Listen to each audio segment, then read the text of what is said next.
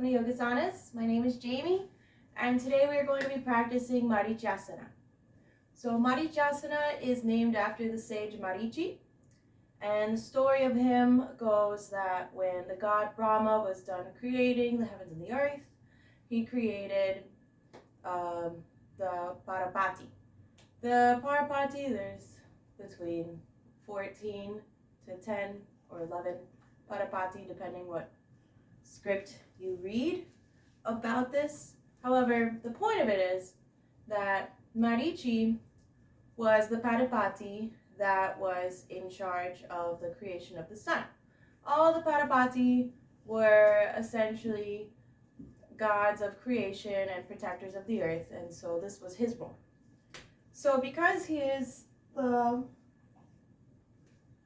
one who created the sun, we look at this pose as a way to reflect on our own inner light and the light of this world. Okay? So with this pose, it's important to know benefits and contraindications. The benefits of this pose are that it's going to help stretch your lower back and open the hips, along with stretching the shoulder, helping stimulate the digestive organs in the abdominals, along with calming the mind. Contraindications would be any type of injuries in the rotator cuff or the shoulder, anything in the spine and lower back, along with endometriosis, fibroids, cysts, or pregnancy. Okay? So let's go through this. It's helpful to have a tie or a cord with you to practice this pose. What we're going to do is we're going to start on the mat in Dandasana and adjust the glutes so you're feeling nice and flat. Right? We start by bending one knee, and there's two ways to practice. You can either have the foot right up against the thigh, and then you would open up the hip slightly, or you can practice with the foot in a direct line with the hips and the other foot. Okay, so we'll start with the straightforward foot this first time. What you will do is you'll inhale, lengthen the spine, extend the arm out. So in this case, I'm practicing with my right knee and my right arm. Fingers flex, inhale, lengthen, and exhale, flex forward from the hips as far as you can go. You can no longer flex.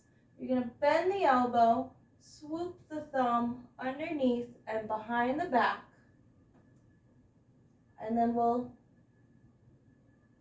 link the fingers behind the back so that they are together. It's good to have a drishti here, so you can maybe look towards the big toe. Take a few breaths here. And when you're ready, release and lift back up. Right, so we're going to practice on the other side. All right, so now we're on the left foot.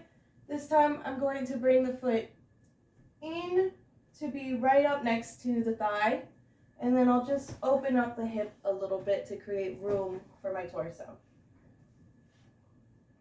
All right, inhale, exhale, flex forward, bend the elbow, and then we'll bring the thumb around the back and hold hands so our fingers are intertwined behind the back.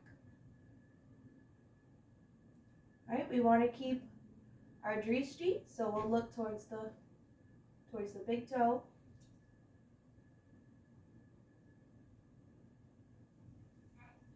Take a few moments here. You can relax here, closing down the eyes, taking a few breaths, or if you like, repeating a mantra. When you're ready, release, and we'll lift up. and lower down. So like I said, it's helpful to practice with a strap because sometimes it can be a bit difficult to grab the fingers behind the back like this, and so we need a bit more space, right? This just helps us adjust to what we need in our own yoga practice, okay? So we're in Dandasana. We're gonna go ahead and put the strap behind the back to get it easier to grab. Bend the knee. All right. Inhale, lengthen.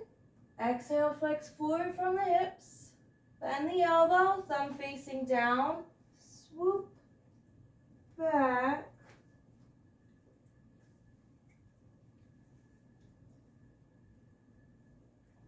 And grab the strap. Grab the strap with the other hand. And then here, we have a bit extra space. Close down the eyes, take a few breaths. And then when you're ready, release the band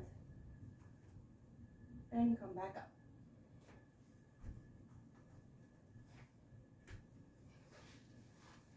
I hope you find this video helpful for your own yoga practice.